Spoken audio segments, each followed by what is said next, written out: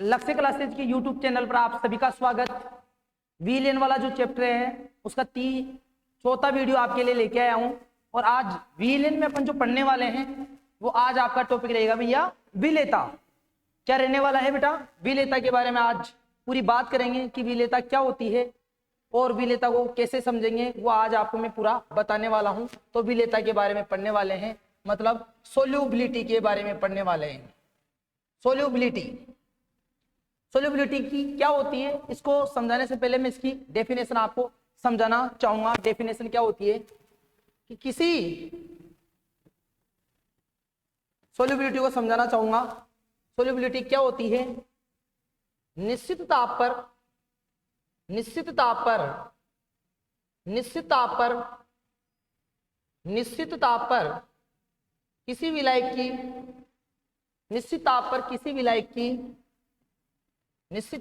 विलायक की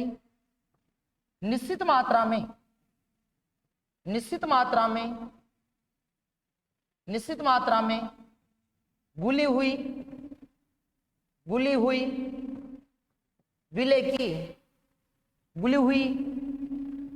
की जो अधिकतम मात्रा होती है, विलेय की जो अधिकतम मात्रा होती है उसको क्या कहा जाता है? विलेयता कहा जाता है। क्या कहा जाता है? विलेयता कहा जाता है। विलेयता कहा जाता है। थोड़ा इधर ध्यान से समझना बेटा। मैंने क्या बोला कि निश्चित ताप पर किसी विलेय की निश्चित मात्रा में घुली हुई विलेय की अधिकतम मात्रा। इसको समझाने के लिए मैं आपके सामने एक डायग्राम से समझाना चाहूंगा कि जैसे मैंने एक बीकर ले लिया और इस बीकर में मैंने जल भर दिया। क्या भर दिया भैया? जल। और जल भर की मैं बोल रहा हूं कि यहां पर 1 किलोग्राम जल है और ऐसे बोल रहा हूं कि 25 डिग्री सेंटीग्रेड ताप पर 1 किलोग्राम जल में अधिकतम कितनी शक्कर घुल सकती है सर? 50 ग्राम। कितनी शक्कर घुल सकती है? 50 ग्राम। तो ये क्या हो जाएगी? विलेयता हो जाएगी। और ताप स्थिर क्यों कर रहा हूं बेटा? क्योंकि तापमान बढ़ाने पर विलेयता का प्रभाव पड़ेगा। देखो आप भी जानते हो जब शक्कर नहीं घुलेगी, अगर गर्म करूंगा तो जो शक्कर की नहीं घुलने वाली मात्रा है वो शक्कर ठोस द्रव में बदलने लग जाएगी। ताप बढ़ाऊंगा तो मतलब शक्कर की घुलनशीलता बढ़ जाएगी। मतलब ताप बढ़ाने पर बेटा जो विलेय पदार्थ विलायक में नहीं घुल रहा है वो भी घुल जाता है। तो बेटा ताप बढ़ाने पर कहीं ना कहीं विलेयता प्रभावित होती है, इसलिए टेम्परेचर को मैं निश्चित रख रहा हूं। तो क्या बताया कि निश्चित ताप पर किसी विलायक की निश्चित मात्रा में घुली हुई विलेय की अधिकतम मात्रा होती है, उसको क्या कहा जाता है? विलेयता कहा जाता है। विलेयता को कौन कौन से कारक प्रभावित करते हैं बेटा? विलेयता को प्रभावित करने वाले कारकों के बारे में अगर बताऊं, विलेयता को प्रभावित करने वाले कारक कौन कौन से हैं? विलेयता को प्रभावित करने वाले कारक कौन कौन से हैं? विलेयता को प्रभावित करने वाले कारक कौन कौन से हैं? सबसे पहला जो कारक है बेटा वो है पदार्थ की प्रकृति भी कहीं ना कहीं विलेयता को प्रभावित करती है। वो इसको आगे जाके मैं आपको पढ़ाने वाला हूं। जो दूसरा विलेयता को प्रभावित करती है वो है ताप का प्रभाव। विलेयता पर ताप का प्रभाव भी पड़ेगा और बेटा विलेयता पर दाब का प्रभाव भी पड़ेगा। विलेयता पर किसका प्रभाव पड़ता है? दाब का प्रभाव भी पड़ता है। तो ये आपकी विलेयता है। किसी निश्चित ताप पर किसी विलेय की निश्चित मात्रा में घुली हुई विलेय की जो अधिकतम मात्रा होगी उसको विलेयता कहा जाएगा।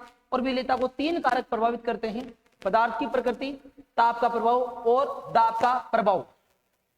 अपन आगे चलते हैं और आपको बताता हूं विलेयता कितने प्रकार की होती है। विलेयता 2 प्रकार की होती है। विलेयता कितने प्रकार की होगी बेटा? 2 प्रकार की। पहली कौन सी पढ़ेंगे अपन? जो सबसे पहले यहां पर पढ़ने वाले हैं, ठोसों की द्रव में विलेयता। ठोसों की द्रव में विलेयता मतलब इस टॉपिक में जो आपका विलेय पदार्थ रहने वाला है, मतलब जो घुलने वाला है वो तो क्या रहने वाला है? ठोस रहने वाला है। और जो विलायक है उसकी भौतिक अवस्था क्या रहने वाली है? द्रव रहने वाली है। मतलब यहाँ पर द्रव पदार्थ में, द्रव विलायक में ठोस विलेय को घोला जाता है अगर इसकी डेफिनेशन की भी बात करूं तो डेफिनेशन क्या लिखोगे कि सर निश्चित ताप पर किसी द्रव विलायक की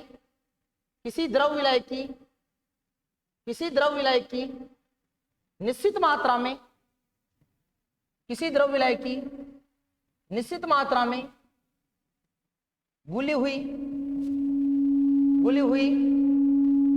ठोस विलेय की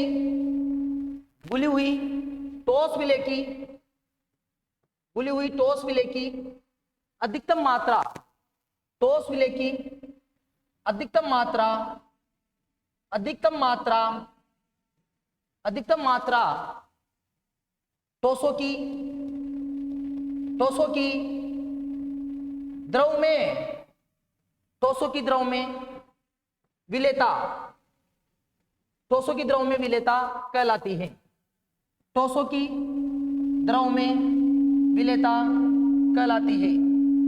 ठोसों की द्रव में विलेयता कहलाती है। ठोसों की द्रव में विलेयता कहलाती है। मतलब बेटा यहाँ पर क्या है कि निश्चित ताप पर किसी द्रव विलाय की निश्चित मात्रा में घुली हुई ठोस विलेय की अधिकतम मात्रा क्या कहलाएगी? ठोसों की द्रव में विलेयता। जो ठोसों की द्रव में विलेयता को पहला कारक प्रभावित करेगा वो करेगा बेटा पदार्थ की प्रकृति। देखो विलेयता में कॉन्सेप्ट आता है बेटा, कॉन्सेप्ट क्या आता है कि समान को गोलता है। समान समान को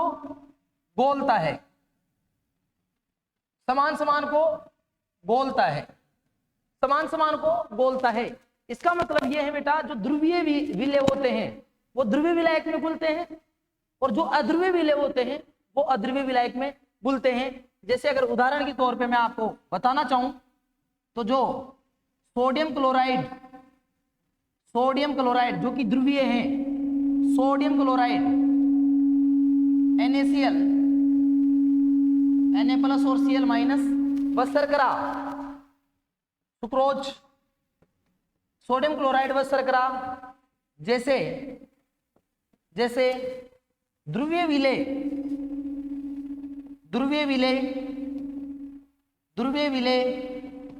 सोडियम क्लोराइड व शर्करा जैसे ध्रुवीय विलेय जल जो कि आपका क्या होता है ध्रुवीय विलायक, जल में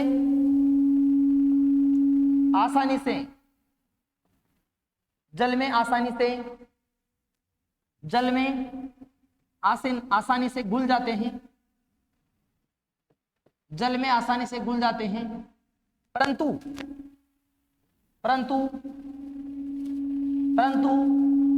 बेंजीन में नहीं। बेंजीन जो कि आपका कौन सा विलायक होता है? अध्रुवीय विलायक। बेंजीन जो कि कैसा होता है बेटा? अध्रुवीय विलायक बेंजीन में नहीं घुलते हैं। उदाहरण नंबर 1 समझो आप बेटा, मैं आपको क्या बता रहा हूं? ठोसों की द्रव में विलेयता को समझा रहा हूं कि निश्चित ताप पर किसी द्रव विलायक की निश्चित मात्रा में घुली ठोस विलेय की अधिकतम मात्रा ठोसों की द्रव में विलेयता कहलाती है। पदार्थ की प्रकृति कैसे करती है कि समान को बोलता है। मतलब बेटा इधर समझाऊं कि ध्रुवीय विलेय होते हैं, उनकी घुलनशीलता किसमें होती है? ध्रुवीय विलायक में होती है।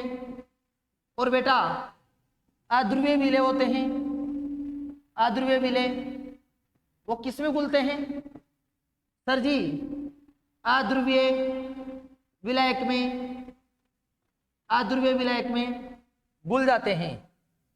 जो आपका सोडियम क्लोराइड और शर्करा होते हैं वो ध्रुवीय विलेय होते हैं और जल आपका ध्रुवीय विलायक होता है तो उसमें आसानी से घुल जाता है।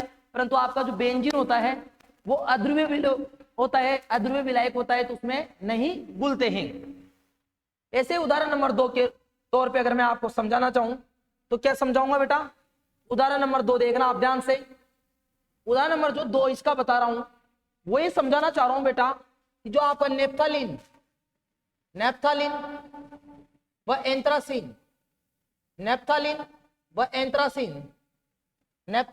एंथ्रासीन जैसे जैसे अध्रुवीय विलेय नैप्थालाइन व एंथ्रासीन जैसे अध्रुवीय विलेय किसमें आसानी से घुल जाते हैं?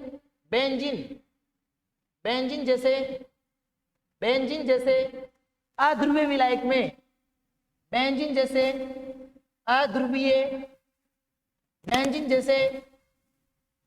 विलायक में, बेंजीन जैसे अध्रुवीय विलायक में आसानी से, बेंजीन जैसे अध्रुवीय विलायक में आसानी से घुल जाते हैं, बेंजीन जैसे अध्रुवीय विलायक में आसानी से घुल जाते हैं।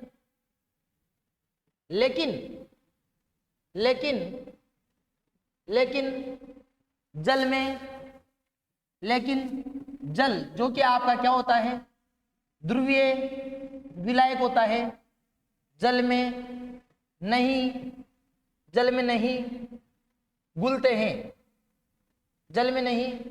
घुलते हैं। इधर ध्यान से देखो बेटा कि जो आपका नैप्थालीन और एंथ्रासीन होते हैं वो अध्रुवीय विलेय होते हैं, और बेंजीन जो कि अध्रुवीय विलायक होता है उसमें आसानी से घुल जाते हैं, लेकिन जल में जो कि ध्रुवीय विलायक होता है उसमें नहीं घुलते हैं। तो इस प्रकार विलेयता को पदार्थ की प्रकृति भी प्रभावित करती है, क्योंकि समान को बोलता है। ध्रुवीय में घुलते हैं, ध्रुवीय विलायक में घुलते हैं। और मेरे दोस्तों, मेरे भाइयों, जो अध्रुवीय विलेय होते हैं वो अध्रुवीय विलायक में घुलते हैं। शर्करा और जो नमक होता है वो जल में घुल जाते हैं, क्योंकि ये दोनों के दोनों ध्रुवीय विलेय हैं। ये दोनों के दोनों क्या है? ध्रुवीय विलेय हैं, और जल आपका ध्रुवीय विलायक के दोनों आपस में घुल जाते हैं। जबकि आपका नैप्थालीन और एंथ्रासीन होते हैं वो बेंजीन में आसानी से घुलते हैं, क्योंकि अध्रुवीय विलेय है और बेंजीन अध्रुवीय विलायक है, परंतु जल में नहीं घुलते क्योंकि ये ध्रुवीय विलायक है। अगर मैं यहां से समझाना चाहूं थोड़ा विलेयता के कॉन्सेप्ट को कि घुलते कब है, जब किसी, थोड़ा सा समझाना चाह रहा हूं, एक्स्ट्रा पॉइंट है बेटा ये, जब किसी विलेय को विलायक में डाला जाता है, जब किसी विलेय को द्रव विलायक में डाला जाता है, जब किसी विलेय को द्रव विलायक में डाला जाता है तो विलेय द्रव विलायक में घुलने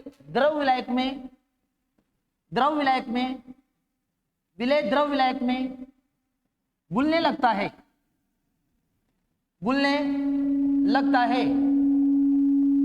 यदि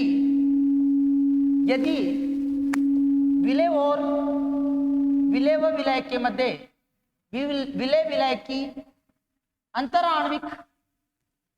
की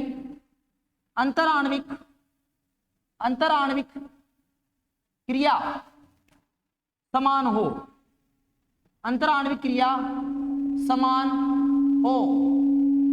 इस लाइन को भी समझाऊंगा कि जब किसी विलेय को द्रव विलायक में डाला जाता है तो विलेय द्रव विलायक में घुलने लगता है, यदि विलेय और विलायक की अंतराण्विक क्रिया समान है। लाइक जैसे ध्रुवीय में घुलेगा और अध्रुवीय में घुलेगा। अगर आप क्या करो, आप ध्रुवीय विलेय को अध्रुवीय विलायक में डालोगे, अंतराण्विक क्रिया विपरीत हो रही है तो घुलनशीलता नहीं होगी, वो उसमें नहीं घुलेगा। लेकिन ध्रुवीय को ध्रुवीय में डालोगे घुलेगा, क्योंकि अंतराण्विक क्रिया समान है। अध्रुवीय को अध्रुवीय में डालोगे तो घुलेगा, क्योंकि अंतराण्विक क्रिया समान है। तो जब किसी विलेय को द्रव विलायक में डाला जाता है मेरे भाइयों, तो उसमें घुलने लगता है यदि विलेय और विलायक की अंतराण्विक क्रिया समान है, जिससे क्या होगा, जिससे विलयन में विलेय की सांद्रता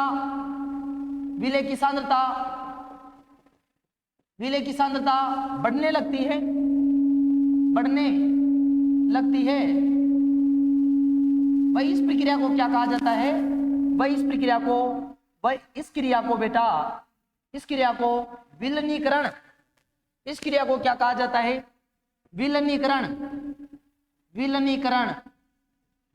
का मतलब बेटा घुलना। विलीकरण का मतलब क्या बेटा? घुलना कहा जाता है, घुलना कहा जाता है। तो जब किसी जब किसी ठोस विलय को द्रव विलायक में डाला जाता है तो विलय द्रव विलायक में घुलने लगता है यदि विलय और विलायक के मध्य अंतराणविक क्रिया समान है। ये मैंने आपको समझा दिया। तो फिर विलयन में विलय की सांद्रता बढ़ेगी, सही भाई साहब?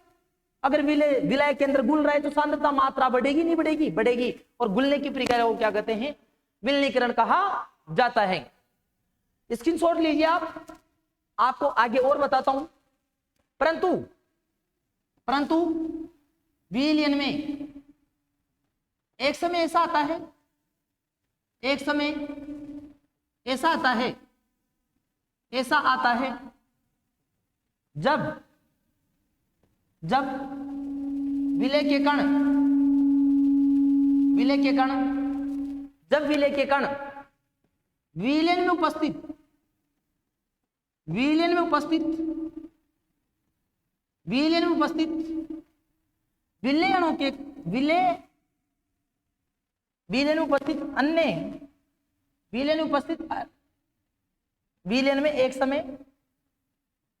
उपस्थित अन्य विलेखनों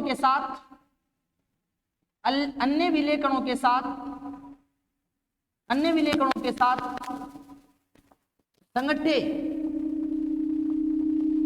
कर पृथक हो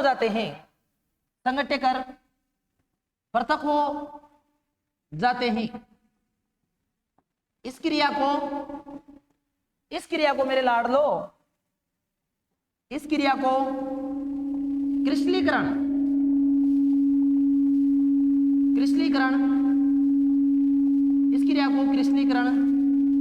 कहा जाता है। इस क्रिया को क्या कहा जाता है? क्रिस्टलीकरण कहा जाता है। मैं आपको क्या समझा रहा हूं भाइयों कि जब किसी विलय को द्रव विलायक में डाला जाता है तो विलय द्रव विलायक में घुलने लगता है यदि विलय और विलायक की अंतराणविक क्रिया समान है। सही बात सर, समझ में आ गई? ध्रुवीय ध्रुवीय में घुलता है और अध्रुवीय अध्रुवीय में घुलेगा, अंतराणविक क्रिया समान होगी तभी वो उसमें घुलेगा, और घुलने की प्रक्रिया विलयनीकरण कहलाती है। लेकिन जैसे अगर आप विलयन में विलय डालते जाओगे, जैसे ये मैंने पास यहां पर ये है एक फ्लास्क है और इसमें पानी भर दिया। अब मैं आपको ये चीज समझाना चाह रहा हूं, ये जल भर दिया और यहां पर टेम्परेचर स्थिर रखा 25 डिग्री सेंटीग्रेड। मैं बोलूं भाई 25 डिग्री सेंटीग्रेड में 1 किलोग्राम जो जल है उसमें अधिकतम कितनी ग्राम शक्कर घुल सकती है सर? 50 ग्राम शक्कर घुल सकती है। अगर अब मैं आपको बोलूं कि आप और डालो 50 ग्राम तो घुल जाएगी क्योंकि अधिकतम मात्रा 50 ग्राम घुल सकती है। मैं बोलूं भाई 10 ग्राम और शक्कर डाल ले तो घुल जाएगी क्या? नहीं सर, वो क्या होंगे? वो 10 ग्राम क्या होगी? जो अन्य विलय के कण हैं शक्कर के, 10 ग्राम शक्कर और डाल रहा हूं तो अन्य विलय कणों के साथ क्या करेंगे? संगठे करेंगे और संगठे करके नीचे की तरफ बैठ जाएंगे। कितने ग्राम बैठेंगे सर नीचे की तरफ? जितना आपने 10 ग्राम डाला 10 के 10 ग्राम ही नीचे की तरफ आ जाएंगे, क्योंकि 25 डिग्री सेंटीग्रेड ताप पर 1 किलोग्राम जल में जो शक्कर की अधिकतम मात्रा होती है वो 50 ग्राम घुल सकती है। एज्यूम कर रहा हूं मैं ऐसा, तो आप 10 ग्राम डाल रहे हो तो नीचे की तरफ आके बैठ जाएगी। और बेटा इस प्रक्रिया को क्या कहा जाता है? इस प्रक्रिया को क्रिस्टलीकरण कहा जाता है। क्या कहा जाता है? क्रिस्टलीकरण कहा जाता है। तो मैंने ये लिखाया कि विलयन में एक समय ऐसा आता है जब विलय के जो कण हैं वो विलयन में उपस्थित अन्य विलय कणों के साथ संगठे करेंगे, टक्कर कर लेंगे और उसमें नहीं घुलेंगे, क्योंकि बेटा जो अधिकतम मात्रा है वो उसमें घुल चुकी है। विलय की अधिकतम मात्रा में, विलय की निश्चित मात्रा में विलय की अधिकतम मात्रा घुल चुकी है तो वो विलयन से पृथक हो जाएंगे और इस प्रक्रिया को क्या कहते हैं? क्रिस्टलीकरण कहते हैं। इस स्थिति में क्या होता है बेटा? जो ये स्थिति है क्रिस्टलीकरण की स्थिति में क्या होता है? क्रिस्टलीकरण की स्थिति में कुछ ऐसा होता है बेटा। क्रिस्टलीकरण की स्थिति में क्या होता है? इस स्थिति में विलयन में डाले जाने वाले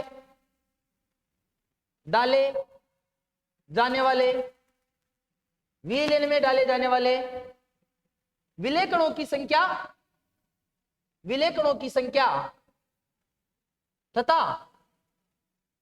तथा विलयन विलयन से भैया, ए भैया ध्यान से देखो, विलयन से पृथक होने वाले, विलयन से पृथक होने वाले विलय कणों की संख्या,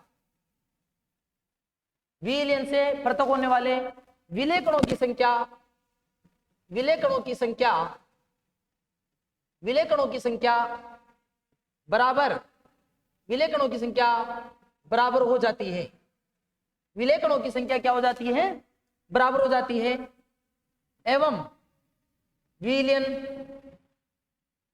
विलयन गतिक साम्य में, विलयन गतिक साम्य में आ जाता है, विलयन गतिक साम्य में आ जाता है। देखो भाई यूं मैं क्या बता रहा हूं आपको, जब आप क्या कर रहे थे कि सर यहां पर 1 किलोग्राम क्या लिया था आपने, 25 डिग्री सेंटीग्रेड ताप पर, 25 डिग्री सेंटीग्रेड ताप पर आप क्या कर रहे थे बेटा, 25 डिग्री सेंटीग्रेड ताप पर आप ऐसे बोल रहे थे कि यहां पर 1 किलोग्राम जल है। अगर 1 किलोग्राम जल है और उस 1 किलोग्राम जल में आप नमक की कितनी मात्रा घोल सकते हो? नमक की सर 50 ग्राम मात्रा घोल सकते हैं, अधिकतम 50 ग्राम घोल सकते हैं। तो अगर आप 10 ग्राम और डालोगे तो क्या हो रहा था, नीचे की तरफ आके बैठ रहे थे वो। बिल्कुल सर, ये विलय के कण हैं, विलय के कण हैं, और इस प्रक्रिया को आप क्रिस्टलीकरण बोल रहे थे, सही है ना। तो बेटा इस स्थिति में क्या होगा, जितने कण आप विलय के डालोगे ना, मतलब विलयन में डाले जाने वाले विलय कणों की संख्या, विलय कणों की संख्या, विलय कणों की संख्या बराबर क्या हो जाएगी, विलयन से पृथक होने वाले, विलयन से पृथक होने वाले विलय कणों की संख्या, विलय कणों की संख्या बराबर हो जाएगी सर जी। क्या हो जाएगी सर जी? बराबर हो जाएगी। और इस स्थिति को कहते हैं बेटा गतिक साम्य।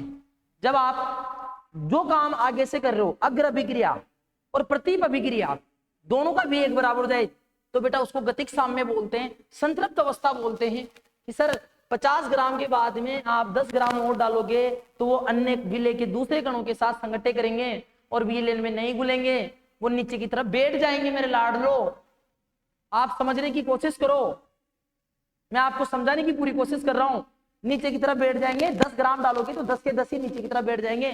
तो विलयन में डाले जाने वाले विलय कणों की संख्या और विलयन से पृथक होने वाले विलय कणों की संख्या क्या हो जाएगी? बराबर हो जाएगी। इस स्थिति को बोलते हैं गतिक साम्य। और ऐसे विलयनों को क्या कहा जाता है? जब विलय की अधिकतम मात्रा गुली हो तो बेटा ऐसा विलयन कहलाता है आपका संतृप्त विलयन। क्या कहलाता है आपका? संतृप्त विलयन। तो अगर आपसे मैं संतृप्त विलयन की परिभाषा आपको बताना चाहूंगा, क्या होता है कि निश्चित ताप पर किसी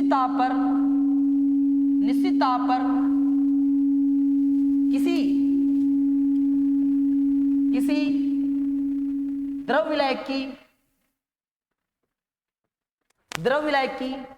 निश्चित मात्रा में, निश्चित ताप पर किसी द्रव विलायक की निश्चित मात्रा में और अधिक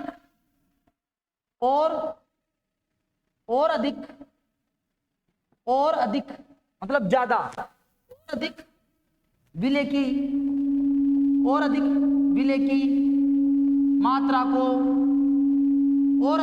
मात्रा को नहीं घोला जा सके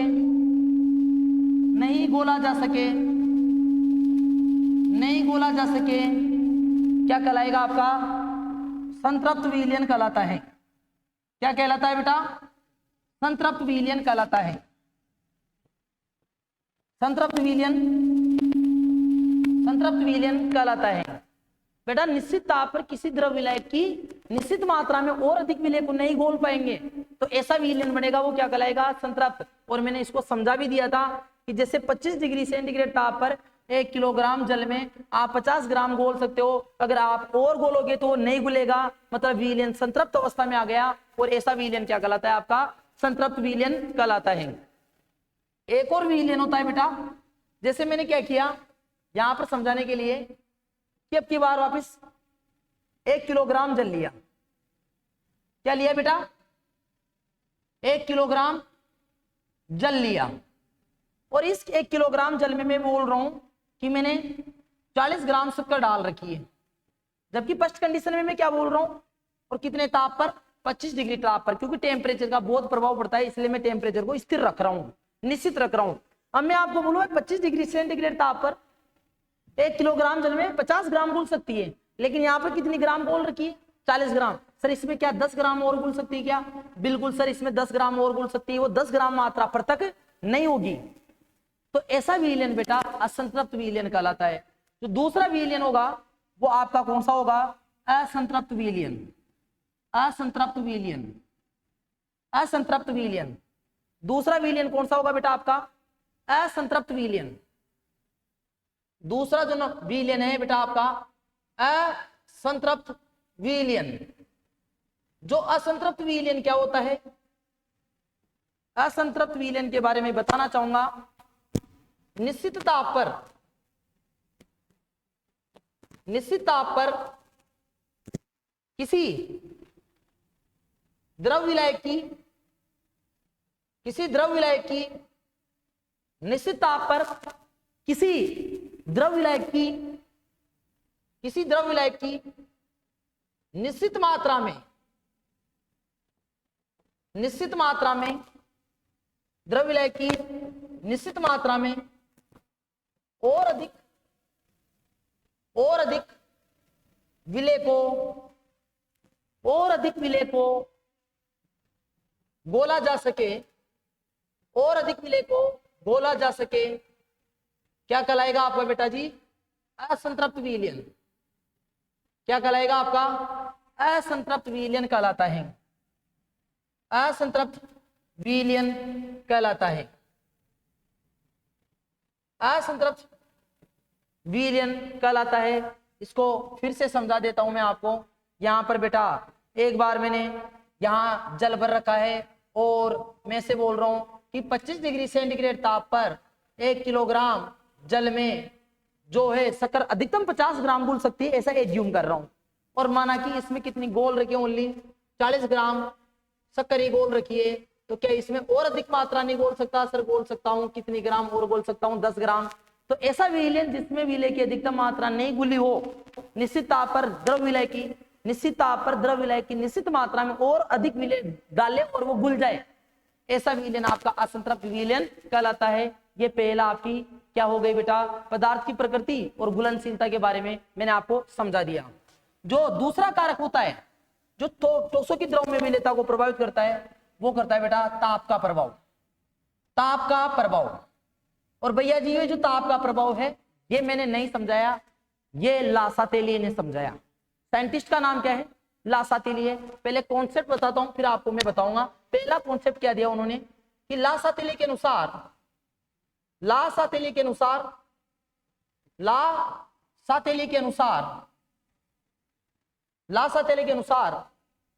उष्माशोषी अभिक्रियाओं के लिए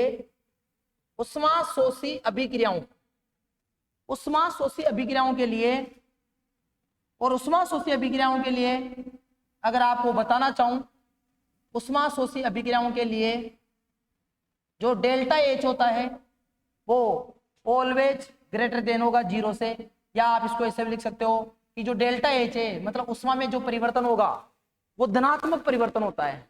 एंथैल्पी में जो परिवर्तन होता है वो धनात्मक होता है। तो लासातेली के अनुसार उष्माशोषी अभिक्रियाओं के लिए ताप बढ़ाने पर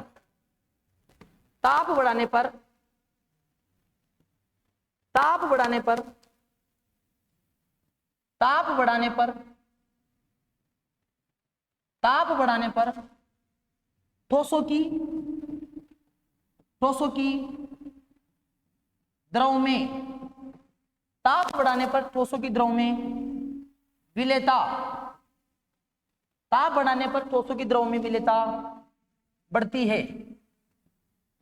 ताप बढ़ाने पर ठोसों की द्रव में विलेयता बढ़ती है, किसके अनुसार? लासातेले के अनुसार। ये क्या कहना चाह रहा है, जैसे भाई ये ए है और ये बी है, ए क्या है आपका, जिसे यहां पर मैं आपको डायग्राम से समझाना चाहूंगा कि मेरे पास यहां पर शुद्ध विलायक है, शुद्ध विलायक है, और इसके अंदर मैंने जल भर रखा है, ये शुद्ध विलायक है, शुद्ध विलायक है। और एक और ले रखा है बेटा मैंने यहां पर, और इसका नाम रख दिया ए। यहां पर भर रखा है शुद्ध विलेय, शुद्ध विलेय, और इसका नाम है बी। इन दोनों को मिक्स किया तो ये बन गया आपका विलियन, विलियन, विलियन ए बी। अब भाई साहब ये जो कॉन्सेप्ट है वो क्या कह रहा है कि अभिक्रिया आपकी कौन सी होनी चाहिए? अभिक्रिया मेरे भाई आपकी उष्मा शोषी होनी चाहिए। मतलब जब इस ए को बी में डाल रहा हूं ना, तो ये खुद क्या कह रहा है कि ए बी में कब आसानी से घुलेगा, उसकी खुद का नेचर है, वो खुद ये चाहता है कि ए बी में, मतलब बी ए में कब घुलेगा, कि उसको ताप मिले, उष्मा का अवशोषण करे। वो किसका अवशोषण करे? उष्मा का अवशोषण करे। मतलब बेटा ए को बी में घोल रहा हूं और ए बी बन रहा है, उस टाइम वो खुद क्या कर रहा है बेटा? उष्मा का अवशोषण कर रहा है, उष्मा का अवशोषण कर रहा है। और मैं कहूं कि अभिक्रिया की प्रकृति उष्मा शोषी है, अब इसका ताप बढ़ा दिया जाए तो क्या विलेयता बढ़ेगी या घटेगी? मतलब जो बी है वो ए में ज्यादा घुलेगा या नहीं घुलेगा? सर ज्यादा ही तो घुलेगा भाई, क्योंकि बी खुद ए में कब घुल रहा है कि भाई साहब ये बी कह रहा है कि सर मैं घुल जाऊंगा इसमें, और मैं घुल रहा हूं इसमें, मना नहीं कर रहा सर, लेकिन भैया मैं जा रहा हूं, मुझे थोड़ा सा टेम्परेचर मिल जाए तो मैं और ज्यादा घुल जाऊंगा, और ज्यादा घुल जाऊंगा। और आप खुद कह रहे हो कि सर उष्मा से शोषी अभिक्रिया हो रही है, विलेय खुद विलायक में घुलना चाह रहा है, वो खुद चाह रहा है कि उसको क्या मिल जाए? थोड़ी उष्मा मिल जाए मेरे भाई, उसकी जिंदगी बदल जाएगी। अकेला है, ए के साथ हो जाएगा और ए बी में रह जाएगा। तो भैया ताप बढ़ाने पर विलेयता घटेगी या बढ़ेगी? सर जी 100% बढ़ेगी, क्योंकि उसका नेचर ऐसा ही है। तो बेटा मेरा जो पहला कॉन्सेप्ट है कि लासातेले के अनुसार उष्मा शोषी अभिक्रियाओं के लिए ताप बढ़ाने पर विलेयता, ठोसों की द्रव में विलेयता बढ़ती है। दूसरा कॉन्सेप्ट अब आपको समझाने की कोशिश कर रहा हूं मैं। लासातेले के अनुसार, लासातेले के अनुसार, लासातेले के अनुसार, लासातेले के अनुसार उष्मा सेपी अभिक्रियाओं के लिए, उष्मा सेपी अभिक्रियाओं के लिए भाइयों, लासातेले के अनुसार उष्मा सेपी अभिक्रियाओं के लिए, और बेटा उष्मा सेपी अभिक्रियाओं मतलब उष्मा बाहर निकाल रही है, उष्मा बाहर निकाल रही है, बाहर निकाल रही है। तो बेटा अगर किसी की उष्मा, पहले ए की उष्मा 10 जूल थी और बी की उष्मा 10 जूल थी, तो जो विलेयन में आएंगे तो उष्मा में कमी होगी रे मेरे भाई, क्योंकि उनका नेचर है, अभिक्रिया का नेचर है उष्मा सेपी, मतलब उष्मा बाहर भेज रही है, उष्मा बाहर भेज रही है। तो उष्मा सेपी अभिक्रियाओं के लिए जो डेल्टा एच होता है वो 0 से लेस देन होता है। मतलब जो एंथैल्पी में परिवर्तन होता है, जो विलेयन की उष्मा होगी, कुल उष्मा, वो बेटा शुद्ध घटकों की तुलना में कम होगी, क्योंकि वो खुद ए प्लस बी मिलेंगे। तो ये कह रहे हैं कि हम मिलेंगे, हमारी मुलाकात होगी, लेकिन हम क्या बाहर निकालेंगे? उष्मा बाहर निकालेंगे, तो मुलाकात अच्छी होगी। और अगर आप उष्मा बाहर नहीं निकालने दोगे मेरे भाइयों, तो हमारी मुलाकात में थोड़ा विलेयन का काम आप ही करोगे, हम अच्छी तरह, मतलब बी ए में अच्छी तरह नहीं घुल पाएगा मेरे भाई। तो बेटा विलेयन की कुल उष्मा तो बेटा कम हुई ना, तो बेटा डेल्टा एच 0 से कम हुआ, मतलब ऋणात्मक परिवर्तन हुआ, जिसको आप लिख सकते हो डेल्टा एच नेगेटिव। क्या लिख सकते हो बेटा? हे बाबू क्या लिख सकते हो? Delta H negative. उष्मा सेपी अभिक्रियाओं के लिए ताप बढ़ाने पर, ताप बढ़ाने पर, ताप बढ़ाने पर बेटा जी विलेयता, ठोसों की द्रव में विलेयता क्या होती है? ताप बढ़ाने पर ठोसों की द्रव में विलेयता, ठोसों की द्रव में विलेयता, ठोसों की द्रव में विलेयता भाई ठोसों की द्रव में विलेयता घटती है। ठोसों की द्रव में विलेयता क्या होती है? घटती है।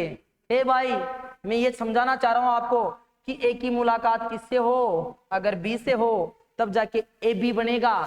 और ये बी ये बोले कि सर मैं ए का तो बन जाऊंगा, लेकिन सर थोड़ा सा क्या बाहर निकालूंगा, उष्मा बाहर निकालूंगा, तब जाके मेरी मुलाकात ए से अच्छी हो पाएगी। अरे भाई साहब, खर्चा तो करना ही पड़ेगा।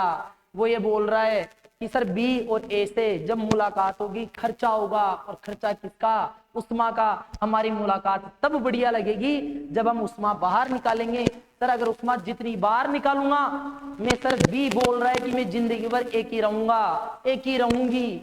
तो बेटा जी आप ही बताओ बी की प्रकृति कैसी है ए के साथ मुलाकात करने की? कि सर हम ए बी बनने के लिए तो तैयार है, लेकिन हमारी जो उष्मा है जब हम मिले तो उसकी तुलना में तो कमी हो जाए।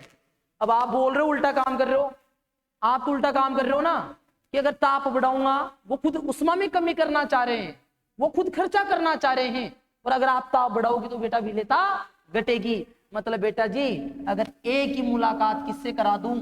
ए की मुलाकात बी से करा दूं, और बेटा अगर मैं ए बी बोलूं कि ए बी, तो इसकी प्रकृति है उष्मा बाहर निकालने की, तो ए से बिक रहे उष्मा से पी होती है।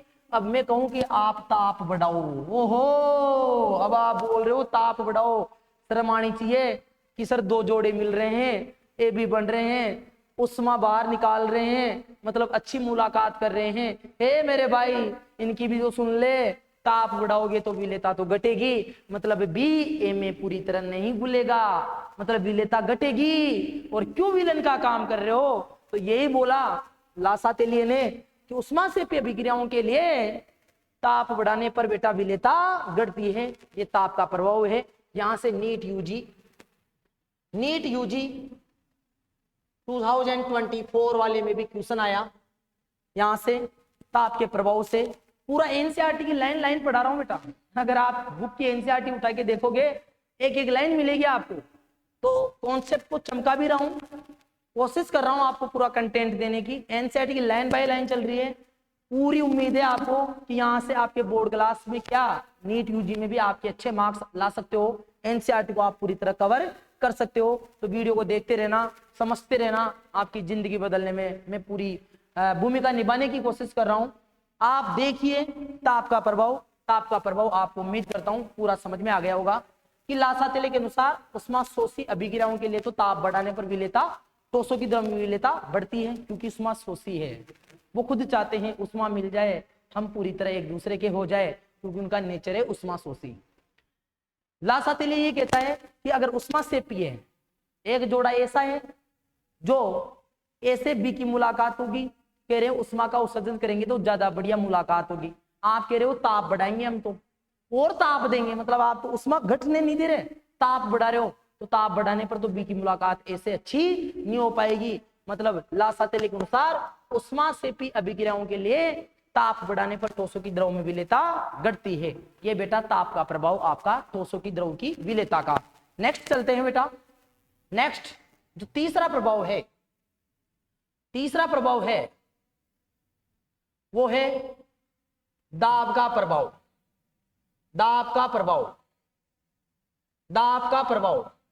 आपको बताना चाहूंगा मैं कि ठोसों की द्रव में विलेयता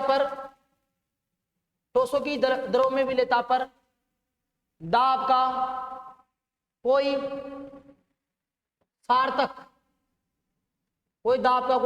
मतलब कोई अच्छा सार्थक प्रभाव नहीं होता है, क्योंकि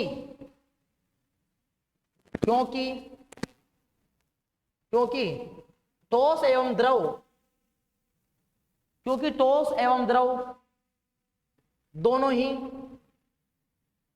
असंपीड्य मतलब द्रव भी लगभग असंपीड्य होते हैं। द्रव दोनों ही असंपीड्य होते हैं। कहने का मतलब बताऊं क्या है बेटा?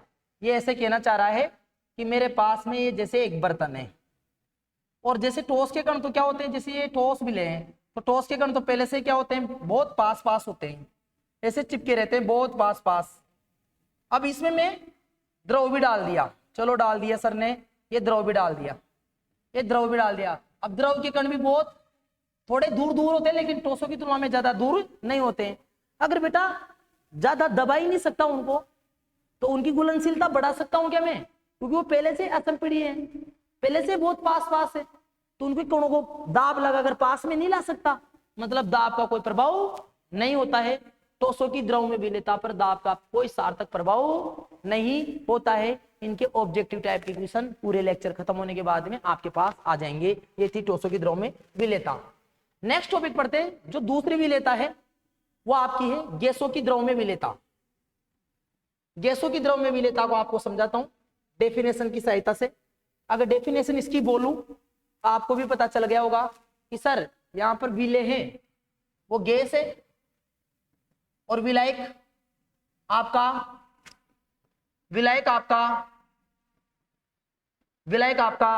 द्रव है, विलायक आपका द्रव है, विलायक आपका द्रव है। अगर इसकी डेफिनेशन लिखना चाहूं तो ये लिखूंगा बेटा, किसी द्रव विलायक की निश्चित मात्रा में, किसी द्रव विलायक की निश्चित मात्रा में, किसी द्रव विलायक की निश्चित मात्रा में स्थिर ताप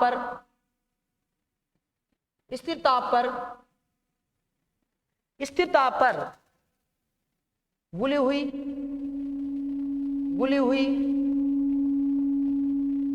विलेय गैस की अधिकतम मात्रा, घुली हुई विलेय गैस की अधिकतम मात्रा, घुली हुई विलेय गैस की अधिकतम मात्रा गैसों की द्रव में विलेयता कहलाती है। गैसों की द्रव में विलेयता कहलाती है, गैसों की द्रव में विलेयता कहलाती है। तो भाई डेफिनेशन क्या लिखोगे आप कि किसी द्रव की निश्चित मात्रा में स्थिर ताप पर घुली हुई विलेय गैस की अधिकतम मात्रा गैसों की द्रव में विलेयता कहलाती है, गैसों की द्रव में विलेयता कहलाती है। तो गैसों की द्रव में विलेयता को भी कौन कौन से कारक प्रभावित करते हैं? पहला बेटा गैस की प्रकृति, जो गैस की प्रकृति है, क्योंकि विलायक तो आपका निश्चित है, वो कौन है बेटा? जल है विलायक तो आपका, द्रव का मतलब जल ले रहा हूं यहां पर। तो गैस की प्रकृति भी विलेयता को प्रभावित करती है। जो गैसें जल के साथ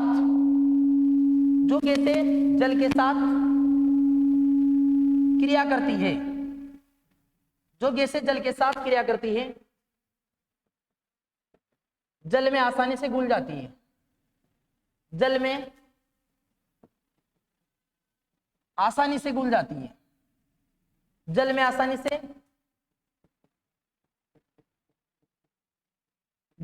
से घुल जाती है। जो गैसें जल के साथ क्रिया करती है वो जल में आसानी से घुल जाती है। जैसे बेटा CO2 गैस जल में क्रिया करती है और आपको पता है H2CO3 कार्बोनिक अम्ल बनाती है। जल में घुलेगी नहीं घुलेगी? बिल्कुल सर घुलेगी। घुलेगी कैसे नहीं घुलेगी? जैसे बेटा आपकी अमोनिया गैस जल के साथ क्रिया करती है, बिल्कुल करती है सर। क्या बनाती है? NH4OH बनाती है सर, अमोनियम हाइड्रोक्साइड बनाती है, जो कि अनस्टेबल होता है, हालांकि वापस टूट जाती है, और ये भी अनस्टेबल होता है, वापस टूट जाता है। Ammonium hydroxide.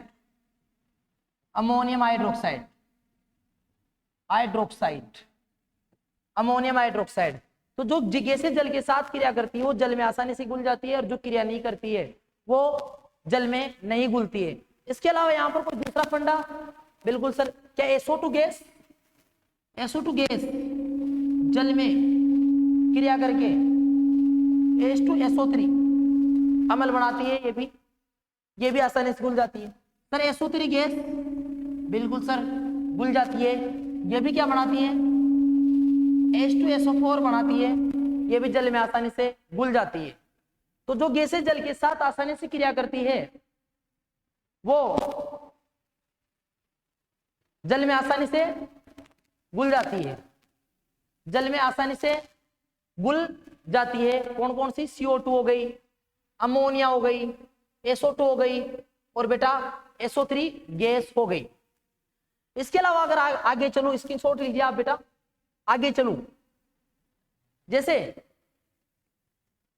जैसे बेटा अगर मैं आपको बताऊं, ऑक्सीजन गैस होती है, ऑक्सीजन गैस O2, ये गैस कौन सी गैस है? अध्रुवीय गैस है बेटा। ऑक्सीजन गैस कौन सी गैस है? अध्रुवीय गैस है बेटा जी। कौन सी गैस है? ऑक्सीजन गैस जैसी, ऑक्सीजन गैस कौन सी गैस है बेटा आपकी? अध्रुवीय गैस। ऑक्सीजन गैस की जल में बहुत कम मात्रा गुली होती है, बहुत कम मात्रा गुली होती है, बहुत कम मात्रा गुली होती है, क्योंकि बेटा ऑक्सीजन गैस एक प्रकार की कौन सी गैस है? अध्रुवीय गैस। अध्रुवीय गैस मतलब अध्रुवीय विलय हो गया ये एक प्रकार से, अध्रुवीय गैस है। और जल कैसा है आपका? ध्रुवीय विलायक है। तो घुलनशीलता तो आप समझ गए होंगे, अंतराण्विक क्रिया समान नहीं है, तो कम मात्रा ही घुलेगी। तो ऑक्सीजन गैस की जल में बहुत कम मात्रा घुली होती है, परंतु जल में घुली हुई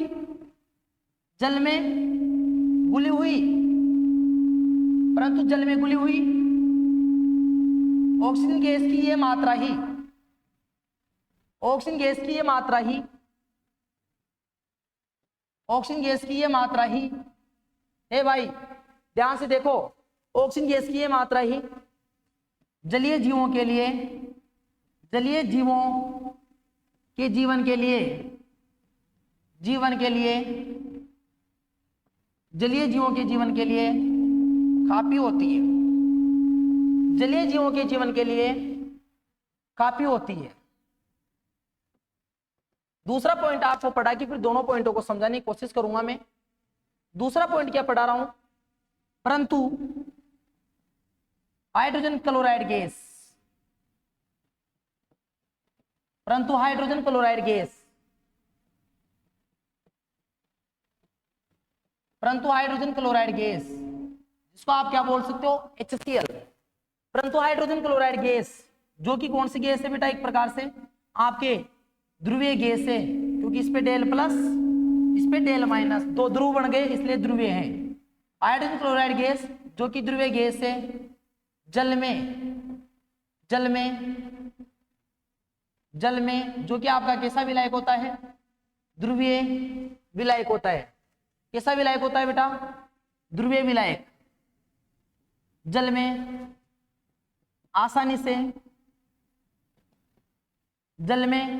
आसानी से घुल जाती है, जल में आसानी से घुल जाती है। हे मेरे भाइयों, मैं आपको पढ़ा रहा हूं गैसों की द्रव में विलेयता, और आपको समझ में आना चाहिए कि सर किसी द्रव विलय की निश्चित मात्रा में निश्चित ताप पर किसी विलय गैस की घुली हुई अधिकतम मात्रा गैसों की द्रव में विलेयता कहलाती है। कहीं ना कहीं गैस की प्रकृति भी सर गैसों की द्रव में विलेयता को प्रभावित करती है। जो गैसें जल के साथ क्रिया कर लेती है, जैसे CO2, SO2, SO3, ammonia gas, वो जल में आसानी से घुल जाती है। और मैंने आपको बताया कि ऑक्सीजन गैस एक अध्रुवीय गैस है, जल एक आपका ध्रुवीय विलायक है। तो ऑक्सीजन गैस की जल में बहुत कम मात्रा घुली होती है, परंतु जो जल में जो भी ऑक्सीजन गैस घुली होती है वो जलीय जीवों के शोषण के लिए काफी होती है। हाइड्रोजन क्लोराइड गैस जो कि ध्रुवीय गैस है और जल आपका ध्रुवीय विलायक है, यह भी जल में आसानी से घुल जाता है। यह आपका गैसों की द्रव में विलेयता पर गैस की प्रकृति का प्रभाव है। नेक्स्ट टॉपिक की तरफ चलते हैं बेटा। नेक्स्ट टॉपिक की तरफ आपको बताना चाहूंगा मैं दाब का प्रभाव। कौन सा प्रभाव बेटा? दाब का प्रभाव। दाब का प्रभाव, दाब का प्रभाव। इधर देखो बेटा ध्यान से, बहुत इंपॉर्टेंट टॉपिक है ये। दाब का प्रभाव, यहां से बहुत कुछ निकलेगा। गैसों की द्रव में विलेयता, गैसों की द्रव में विलेयता दाब बढ़ाने पर गैसों की द्रव में विलेयता दाब बढ़ाने पर बढ़ती है। इस चीज को मैं आपको एक डायग्राम से समझाने की कोशिश करता हूं, इधर ध्यान से देखिए।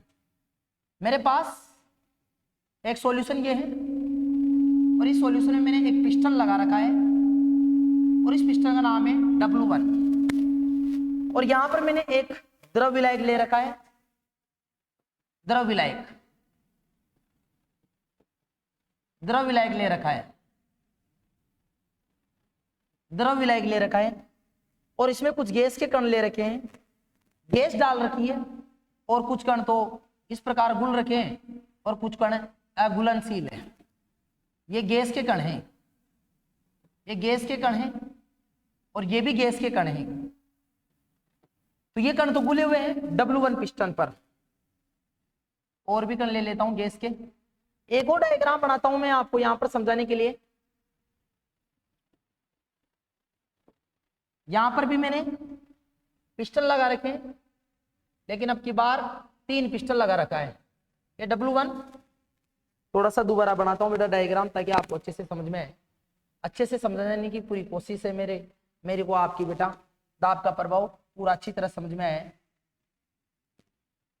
ये मैंने समझाने के लिए वापस डायग्राम का यूज करूंगा और मैंने यहाँ पर 3 पिस्टन लगा रहा हूँ। ये W1 पिस्टन, ये W2 पिस्टन, ये W3 पिस्टन और इसके अंदर वापस मैंने क्या भर रखा है, जल भर रखा है। ये जल भर रखा है, ये जल भर रखा है। और आपको बताना चाहूंगा कि मैंने समझो मेरी बात, समझो। ये गैस के कण हैं जो कि घुले हुए हैं, ठीक है। ए भाई समझने की पूरी कोशिश करना। मैं क्या कह रहा हूं कि यहां पर ये जल भर रखा है और जल में ये W1 पिस्टन लगा रखा है और ये जो गैस के कण हैं, यहां पर W1 पिस्टन द्वारा कम दाब लग रहा था तो कुछ गैस घुल रखी थी, कुछ नहीं घुल रखी थी। लेकिन इसी सॉल्यूशन पर मैंने 3 पिस्टन लगा दिए।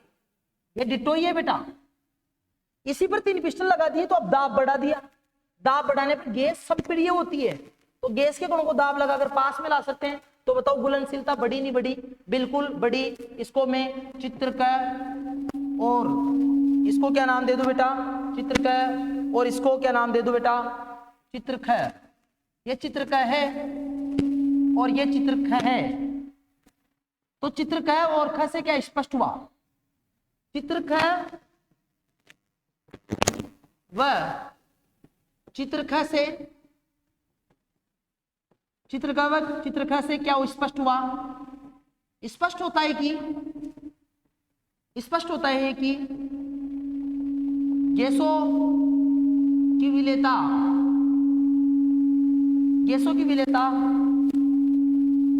दाब बढ़ाने पर बढ़ती है। गैसों की विलेयता दाब बढ़ाने पर बढ़ती है, लेकिन काम खत्म नहीं हुआ। यहां से जैसे दाब का नाम लिया और गैस के ऊपर दाब बढ़ाया, विलेयता बढ़ गई। लेकिन भाई साहब एक साइंटिस्ट आ गए, महान वैज्ञानिक आ गए, हेनरी, और हेनरी ने सबसे पहले इसके बारे में डिटेल से बात की। तो अब जाके अपन हेनरी के नियम के बारे में पढ़ेंगे। हेनरी का नियम क्या होता है उसको मैं आपको समझाने की कोशिश करता हूं। हेनरी का नियम क्या है बेटा? हेनरी का नियम थोड़ा ध्यान से समझना। हेनरी का नियम क्या कहता है बेटा? हेनरी का नियम बहुत स्पेशल है बेटा। अगर सर्वप्रथम, पूरा पहले बताता हूं मैं आपको, सर्वप्रथम किसी द्रव विलायक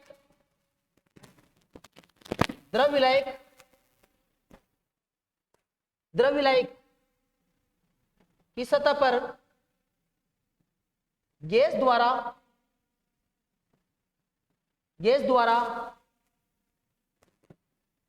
लगाया गया आंशिक दाब P व गैस की विलेयता M गैस की विलेयता m के मध्य मात्रात्मक संबंध हेनरी द्वारा दिया गया, जिसे हेनरी का नियम कहा गया, जिसे हेनरी का नियम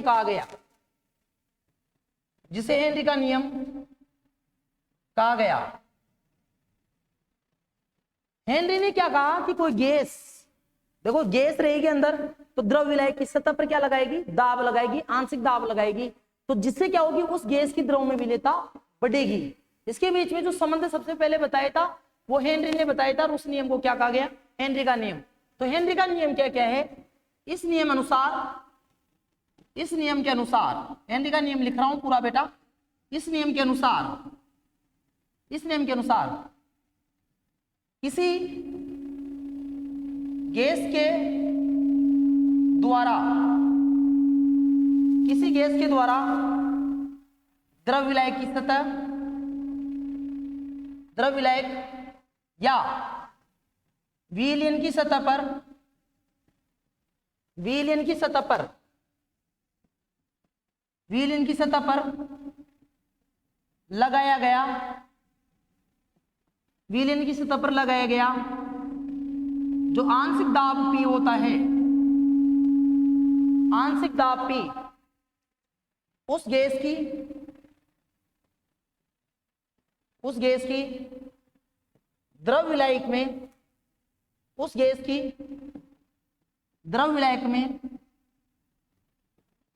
विलेयता के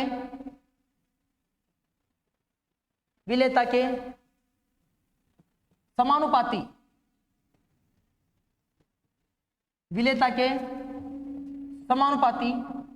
होता है। हेनरी क्या कहता है कि कोई गैस है, उसको आप किसी द्रव विलायक में डाल रहे हो तो गैस के द्वारा दाब लगेगा, उसकी सतह पर लगेगा, अगर घुलेगी तो जितना ज्यादा वो दाब लगाएगी ना विलायक की सतह पर, उतनी ज्यादा वो उसमें घुलेगी। मतलब बेटा यहां से निष्कर्ष निकलता है कि P समानुपाती क्या होता है, M होता है। मतलब P बढ़ेगा तो M भी बढ़ेगी, आंशिक दाब बढ़ेगा तो गैस की द्रव विलायक में विलेयता बढ़ेगी। यहां से एक कांस्टेंट आता है KHM। ये जो समीकरण है, इस समीकरण में जो P है वो गैस द्वारा विलयन की सतह पर, गैस द्वारा विलयन या विलायक की सतह पर,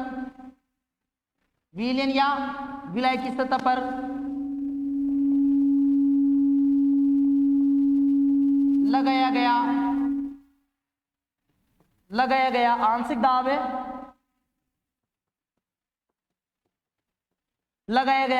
आंशिक दाब है, और जो M है वो गैस की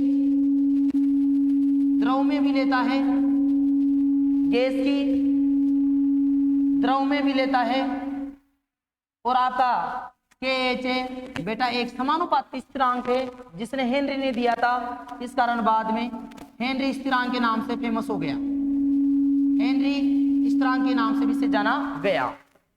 थोड़ा ध्यान से देखना बेटा, सर्वप्रथम किसी गैस की द्रव विलायक की सतह पर गैस द्वारा जो लगाया गया आंशिक दाब है और गैस की विलायकता के मध्य संबंध दिया था वो हेनरी ने दिया था, और ये बताया था कि कोई गैस है वो द्रव विलायक या विलयन की सतह पर जितना ज्यादा दाब लगाएगी उस गैस की द्रव विलायक में उतनी ही विलेयता बढ़ेगी, दाब बढ़ाने पर विलेयता बढ़ती है। तो P समानुपाती M हो गया, यहाँ पर एक समानुपाती स्थिरांक है KH जिसको हेनरी स्थिरांक के नाम से जाना गया। अगर यहाँ पर मैं ग्राफ का फॉर्मूला लगाऊं y बराबर mx प्लस c, तो बेटा ग्राफ बनाना चाहूं मैं तो इस तरफ अगर मैं यहां पर मैं आंशिक दाब ले लूं, गैस का आंशिक दाब P गैस का, और यहां पर उसके विलेयता ले लूं, विलेयता या गैस के मोल अंश ले लूं, तो बेटा ग्राफ कैसा प्राप्त होगा, सरल रेखा का ग्राफ प्राप्त होगा। जो M है वो आपकी ढाल होगी जो कि आपका KH हेनरी स्थिरांक रहेगा, और ये ग्राफ सीधा साधा बता रहा है कि आप किसी भी पॉइंट पर, किसी भी बिंदु पर आप देख लीजिए बेटा, किसी भी बिंदु पर आप देख लीजिए, ये मूल बिंदु है, वो जैसे जैसे यहाँ पर जैसे गैस का आंशिक दाब है 1 बार, यहाँ पर 2 बार, यहाँ पर 3 बार, यहाँ पर 4 बार। यहाँ पर जैसे गैस की भी लेता है 0.01, यहाँ पर है 0.02, यहाँ पर होगी 0.03, यहाँ पर होगी 0.04। यहाँ पर देख लीजिए 1 बार पर देख लीजिए बेटा, 1 बार पे कितनी है 0.01। सर 2 बार पे कितनी हो जाएगी? बिल्कुल सर 2 बार पे हो जाएगी 0.02। सर 3 बार पे कितनी हो जाएगी? बिल्कुल सर 3 बार पे हो जाएगी आपकी कितनी?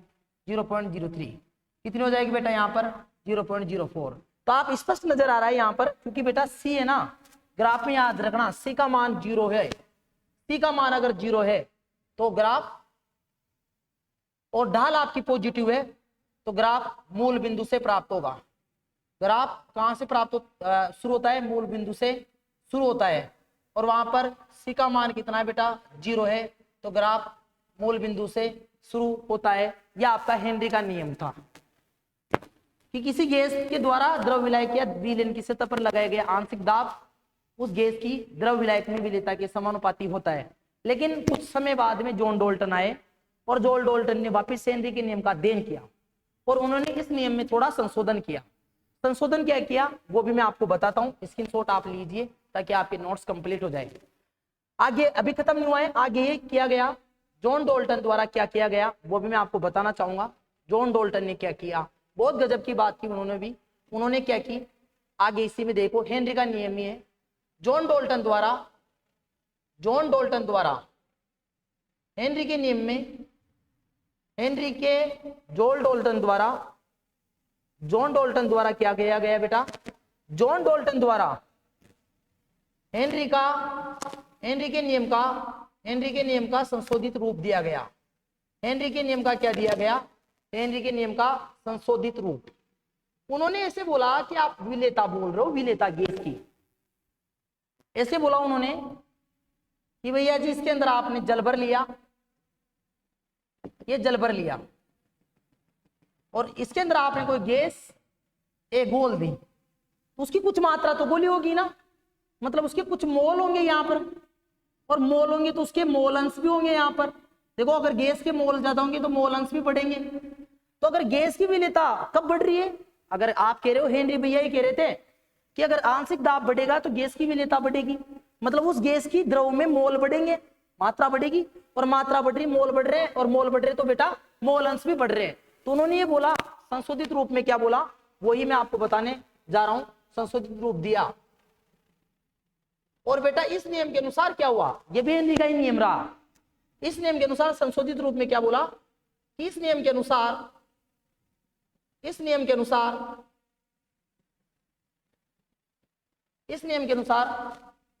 किसी गैस की द्रव या वाष्प अवस्था में किसी गैस की द्रव या वाष्प अवस्था में गैस के द्वारा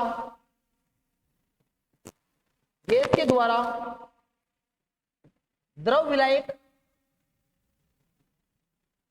विलायक या विलयन की सतह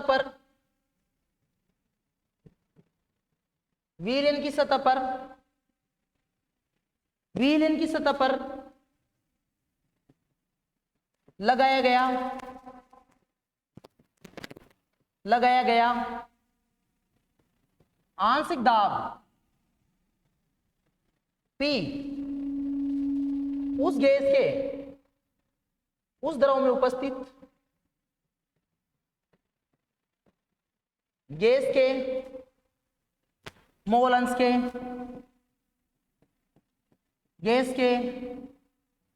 अंश के समानुपाती, गैस के मोल अंश के समानुपाती होता है, गैस के मोल अंश के समानुपाती होता है। हेनरी के नियम के बाद में जॉन डाल्टन आए और उन्होंने थोड़ा सा चेंज किया कि भैया जी आप बोल रहे हो कि P समानुपाती M होता है, P बढ़ाते हो आप M बढ़ते, M क्या है? गैस की विलेयता है, मतलब उस गैस की द्रव विलायक में मात्रा बढ़ रही है और भैया मात्रा बढ़ रही है तो मोल बढ़ रहे हैं, और मोल बढ़ रहे हैं तो बेटा मोल अंश भी बढ़ रहे हैं। तो इस नियम को क्यों ऐसा ना बोल दिया जाए, क्यों इस तरीके से ना बता दिया जाए दुनिया को, थोड़ा आसान करके, कि किसी गैस की द्रव या वाष्प अवस्था में गैस के द्वारा द्रव विलायक या विलयन की सतह पर लगाया गया आंशिक दाब होता है, उस द्रव में उपस्थित गैस के मोल अंश के समानुपाती होता है। मतलब जो P समानुपाती होगा XG होगा। P समानुपाती क्या होगा, XG। तो P बराबर क्या आ गया भैया जी, P बराबर वापस क्या आ जाएगा, KHXG। यहां पर भैया P क्या है, गैस का द्रव विलायक पर लगाया गया आंशिक दाब, आंशिक दाब। और मेरे भाई XG क्या है, यहां पर XG है, XG गैस के मोल अंश, गैस के मोल अंश। और भैया यहां पर ये क्या है, P KH क्या है, हेनरी स्थिरांक, हेनरी स्थिरांक, ये संशोधित रूपता। थोड़ा सा मैं कुछ और बताना चाहूंगा आपको, जो KH है उसको मान निकालना चाहूंगा तो क्या निकलेगा, P/XG। मतलब क्या है यहां से समझ में कि सर अगर KH का मान बढ़ता है तो गैस के मोल अंश घटते हैं, गैस के मोल अंश घटते हैं। नीट यूजी 2024 के कुछ कॉन्सेप्ट बता रहा हूं मैं आपको, नीट यूजी 2024 के कुछ कॉन्सेप्ट बताने जा रहा हूं जहां से इस बार क्वेश्चन आएगा। पहला कॉन्सेप्ट तो यही है, इसका स्क्रीनशॉट लीजिए ताकि अगर बात करते हैं आगे बात करते हैं। पहला कॉन्सेप्ट तो क्या आया, पहला कॉन्सेप्ट तो यही आया था बेटा, यहां पर पहला कॉन्सेप्ट आपको बताना चाहूंगा। क्या बताना चाहूंगा बेटा जी, यहां पर थोड़ा ध्यान से देखिए, बोर्ड काम करना ही बंद कर रहा है, ये क्या प्रॉब्लम आ रही है भैया, ये क्या प्रॉब्लम आ रही है, इधर से तो चल रहा है, ये कैसे क्या हो रहा है। अगर मैं इसको यहाँ से क्लोज कर दूं, यहाँ से ना पीछे जा रहा है, ना आगे जा रहा है, ना पीछे जा रहा है, ना आगे जा रहा है, ना पीछे जा रहा है, नहीं आगे ये जा रहा है। ऐसा क्यों हो रहा है बेटा, यहाँ पर थोड़ा ध्यान से देखते हैं। थोड़ी प्रॉब्लम आ गई लेकिन मैं आपको बताता हूँ, आप बेफिक्र रहिए, मैं तो आपको यहाँ से ही बता दूंगा। पहला कॉन्सेप्ट आप ध्यान से देखिए, P बराबर KH/XG आया, उसको मैं ऐसे लिखना चाहता हूँ KH बराबर P/XG। मतलब ये बढ़ा तो ये घटा, और ये घटा तो ये बढ़ा। इसका मतलब क्या है कि समान ताप पर,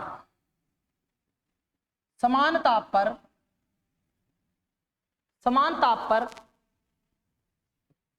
भिन्न भिन्न गैसों के लिए,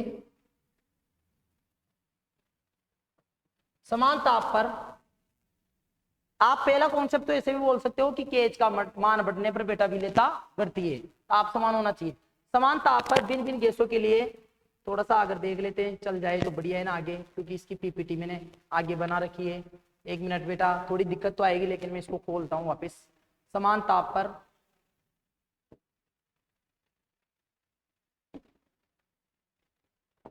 एक मिनट बेटा, इसको खोलता हूँ मैं, PPT को वापस खोलता हूँ। थोड़ी सी प्रॉब्लम आएगी, बस थोड़ी देर के लिए प्रॉब्लम आएगी बेटा, आपको थोड़ी सी प्रॉब्लम आएगी, थोड़ी सी। मैं चाहता हूँ हो जाए तो अच्छी बात है बेटा, नहीं हो रहा है यहाँ से, नहीं हो रहा है, नहीं हो रहा है, नहीं हो रहा है। आप तो ध्यान से देख लो बेटा, पहला कॉन्सेप्ट मैं डायरेक्ट ही बताता हूँ आपको। पहला कॉन्सेप्ट क्या है, पहला कॉन्सेप्ट समझने की कोशिश करना आप तो यहाँ से ही। पहला कॉन्सेप्ट कि सर KH बराबर P/XG, मतलब बेटा समान ताप पर, समान ताप पर भिन्न भिन्न गैसों के लिए, भिन्न भिन्न गैसों के लिए, भिन्न भिन्न गैसों के लिए, भिन्न भिन्न गैसों के लिए, समान ताप पर भिन्न भिन्न गैसों के लिए KH के मान, KH का मान बढ़ता है, KH का मान बढ़ता है, KH का मान बढ़ता है, तो गैसों की द्रव में विलेयता, समान ताप पर भिन्न भिन्न गैसों के लिए केच का मान बढ़ता है तो गैसों की द्रव में विलेयता, गैसों की द्रव में विलेयता, गैसों की द्रव में विलेयता घटती है। देखो इधर ध्यान से, जब समान ताप पर भिन्न भिन्न गैसों के लिए केच का मान बढ़ेगा तो गैसों की द्रव में विलेयता घटती है। कोई सी भी गैस हो बेटा जी, वो तो नाइट्रोजन हो, ऑक्सीजन हो, फ्लोरीन हो, कार्बन डाइऑक्साइड गैस हो, जैसे नाइट्रोजन गैस है, वो ऑक्सीजन गैस है, CO2 गैस है, मेथेन गैस है, HCSO है। मान लो ये तो गैस हो गई और मैं बोलूं भाई केच का मान और यहाँ पर ताप दे दूं, ऐसे बोलूं भाई 293 kelvin, 293 kelvin, 293 kelvin, 293 kelvin, 293 kelvin. समझा रहा हूं मैं तो उदाहरण देके। इसके लिए बोलूं भाई यहाँ केच का मान है 0.05 बार, इसके लिए 0.06 बार, इसके लिए 2.0 बार, इसके लिए 3.0 बार, इसके लिए 4.0 बार।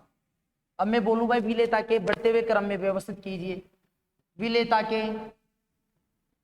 के बढ़ते क्रम में व्यवस्थित कीजिए, विलेयता के बढ़ते क्रम में व्यवस्थित कीजिए, बढ़ते क्रम में व्यवस्थित कीजिए। यही क्वेश्चन आया नीट यूजी में, ऐसा ही क्वेश्चन आया तो आप क्या बोलोगे?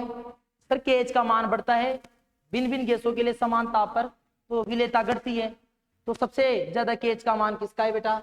ताप तो सबका समान ही ना, तो सबसे कम विलेयता HCHO की, फॉर्मल्डिहाइड गैस की, फिर उसके बाद में बेटा CH4 गैस की, फिर उसके बाद में बेटा CO2 गैस की, उसके बाद में बेटा आपकी O2 गैस की, और सबसे ज्यादा विलेय कौन होगी? नाइट्रोजन गैस होगी, क्योंकि उसके लिए केच का मान सबसे कम है। उम्मीद करता हूं पहला कॉन्सेप्ट आपका चमक गया होगा कि समान ताप पर भिन्न भिन्न गैसों के लिए केच का मान बढ़ता है तो गैस की द्रव में विलेयता घटती है। दूसरा कॉन्सेप्ट आपको समझाता हूं मैं, दूसरा कॉन्सेप्ट ये समझाता हूं बेटा, भिन्न भिन्न ताप पर, भिन्न भिन्न ताप पर, भिन्न भिन्न ताप पर समान गैसों के लिए, भिन्न भिन्न ताप पर समान गैसों के लिए, भिन्न भिन्न ताप पर समान गैसों के लिए केच का मान, केच का मान बढ़ता है तो भी क्या घटती है? तो भी विलेयता घटती है, तो भी विलेयता घटती है, तो भी विलेयता घटती है। जैसे मैं आपको बताना चाहूंगा नेक्स्ट, इसका स्क्रीनशॉट लीजिए। नेक्स्ट बता देना चाहूंगा मैं आपको कि भिन्न भिन्न ताप पर, भिन्न भिन्न ताप पर, यहां से बताना चाहूंगा बेटा, भिन्न भिन्न ताप पर, दूसरा पॉइंट, भिन्न भिन्न ताप पर, भिन्न भिन्न ताप पर समान गैसों के लिए, अपनी एनसीईआरटी में सारणी भी दे रखी है, समान गैसों के लिए ताप बढ़ाने पर, सॉरी, भिन्न भिन्न गैसों के लिए, भिन्न भिन्न गैसों के लिए, भिन्न भिन्न गैसों के लिए, समान गैसों के लिए, भिन्न भिन्न ताप पर समान गैसों के लिए केच का मान, केच का मान बढ़ता है तो भी विलेयता घटती है, तो भी विलेयता घटती है। थोड़ा ध्यान से देखना बेटा, यहां पर गैस लिख रहा हूं, यहां पर ताप लिख रहा हूं, यहां पर केच का मान लिख रहा हूं, O2 O2 N2 N2, यहां पर 293 केल्विन, यहां पर 303 केल्विन, यहां पर 293 केल्विन, यहां पर 303 केल्विन। मैं बोलूंगा केच का मान सर 0.5 बार, यहां पर सर 1.0 बार, यहां पर बेटा जी,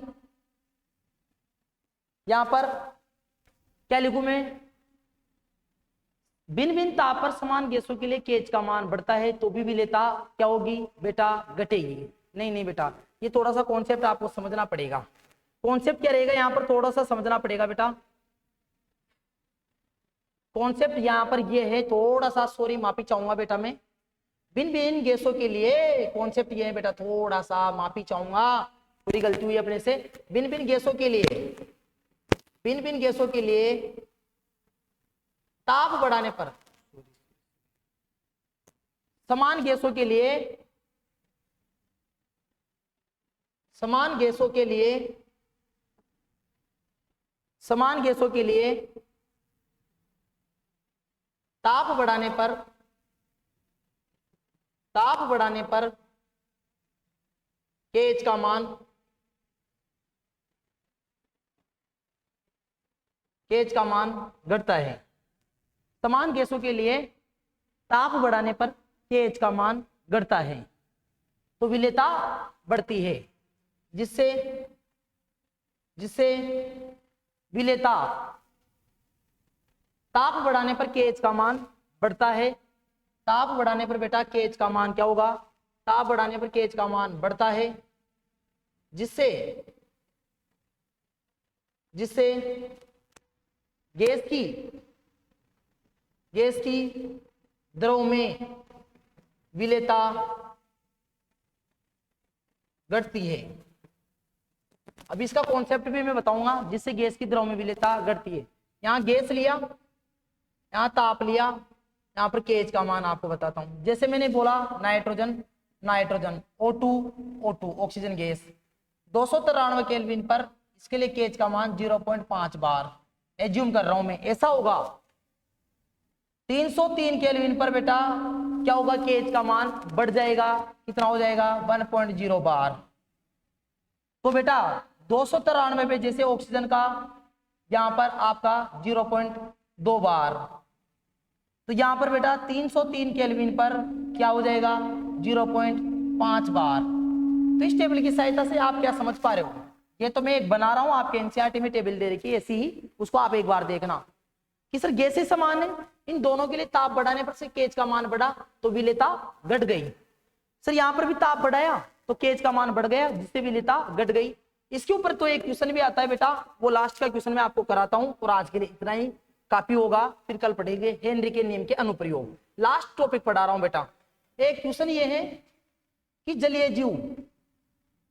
जीव गर्म जल की तुलना में, गर्म जल की तुलना में, गर्म जल की तुलना में जलीय जीवों के लिए, जलीय जीवों के लिए, जलीय जीवों के लिए गर्म जल की तुलना में, गर्म जल की तुलना में ठंडे जल में रहना, ठंडे जल में रहना जलीय जीवों के लिए गर्म जल की तुलना में ठंडे जल में रहना अधिक आरामदायक होता है, अधिक आरामदायक होता है, अधिक आरामदायक होता है। क्यों? अगर मैं आपसे क्वेश्चन पूछूं भाई जो जलीय जीव होते हैं, ए भाई समझ ले क्वेश्चन इंपॉर्टेंट है, जो जलीय जीव होते हैं गर्म जल की तुलना में ठंडे जल में रहना अधिक पसंद क्यों करते हैं, अधिक आरामदायक होता है, क्यों? अभी मैंने बताया कि जो समान गैसें होती है उनके लिए अगर ताप बढ़ाता हूं तो केएच का मान बढ़ता है, जिससे गैस की विलेयता घटती है। तो बेटा इसका आंसर क्या दोगे आप, इसका जो सॉल्यूशन है वो आप क्या लिखोगे, जलीय जीवों के लिए, जलीय जीवों के लिए, जलीय जीवों के लिए श्वसन में कौन सी गैस काम में आती है, श्वसन में, श्वसन में ऑक्सीजन गैस। भैया जी जलीय जीव गर्म जल की तुलना में ठंडे जल में रहना अधिक आरामदायक पसंद करते हैं, क्यों? क्योंकि जलीय जीवों के लिए श्वसन क्रिया में ऑक्सीजन गैस उपयोग में आती है, उपयोग में आती है, उपयोग में आती है, उपयोग में आती है। और मैंने आपको बताया था कि जब ठंडे जल में रहेगा तो ऑक्सीजन गैस उसमें भी, और गर्म जल में भी ऑक्सीजन गैस है, गैस समान है, लेकिन गर्म जल का ताप ज्यादा होता है, ठंडे जल का ताप कम होता है। तो बेटा गर्म जल में क्या होता है, गर्म जल में ऑक्सीजन गैस का केएच का मान बढ़ जाता है, और बेटा KH का मान बढ़ जाता है तो उस गैस की विलेयता गर्म जल में घट जाती है, जिससे शोषण करने में दिक्कत आती है। इसलिए ठंडे जल में रहना ज्यादा वो पसंद करते हैं। तो बेटा क्या लिखोगे यहाँ पर कि गर्म जल में ताप बढ़ने के कारण, ताप अधिक होने के कारण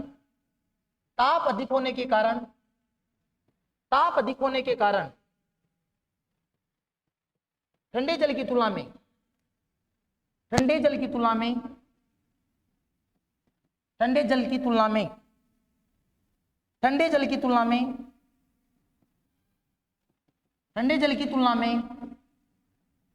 KH का मान,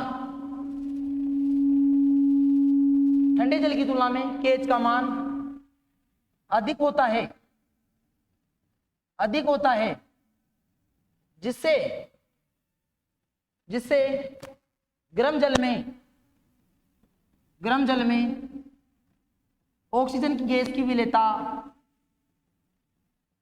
ऑक्सीजन गैस की विलेयता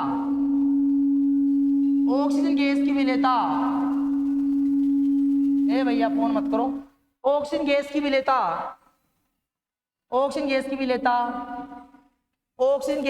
क्या हो जाती है बेटा? ऑक्सीजन गैस की विलेयता कम हो जाती है।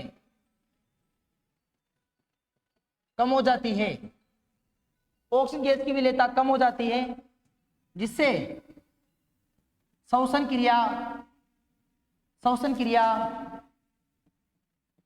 सही नहीं हो पाती है।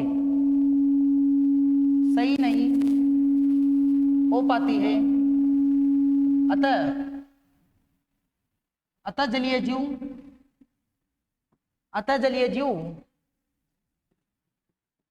गर्म जल की तुलना में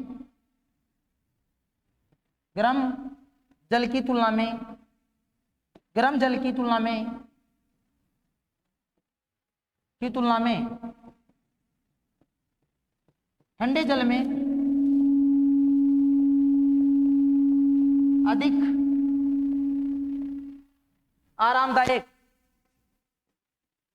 अधिक आरामदायक महसूस करते हैं। तो मैंने जो कॉन्सेप्ट बताया था वो काम करेगा यहाँ पर कि समान गैसों के लिए ताप बढ़ाने पर गैसों की द्रव में विलेयता क्या होगी? घटेगी, क्योंकि KH का मान बढ़ता है। जलीय जीव श्वसन में ऑक्सीजन गैस काम में लेते हैं। ठंडे जल में ताप कम होता है तो KH का मान कम होता है और ऑक्सीजन गैस की विलेयता ज्यादा होती है। गर्म जल में ताप ज्यादा हो जाएगा, ऑक्सीजन गैस की विलेयता कम हो जाएगी, क्योंकि KH का मान बढ़ जाएगा, श्वसन क्रिया में दिक्कत आएगी। तो बेटा वो क्या होगा? गर्म जल में रहना पसंद नहीं करेंगे, उनके लिए बहुत मुश्किल हो जाएगा, और ठंडे जल में रहेंगे। और मेरे भाइयों बहुत अच्छा वीडियो बनाया है आपके लिए, पूरी NCERT को लाइन से कवर कर दिया है। अब तो इस वीडियो को शेयर कर दीजिए, इसको फैला दीजिए, और बेटा कमेंट करके जरूर बताना। अगर आपको कुछ और एक्स्ट्रा चाहिए कमेंट तो जरूर ही करना। चैनल को सब्सक्राइब करना, आपके लिए ही मेहनत कर रहे हैं। बहुत बहुत शुक्रिया। Thank you so much.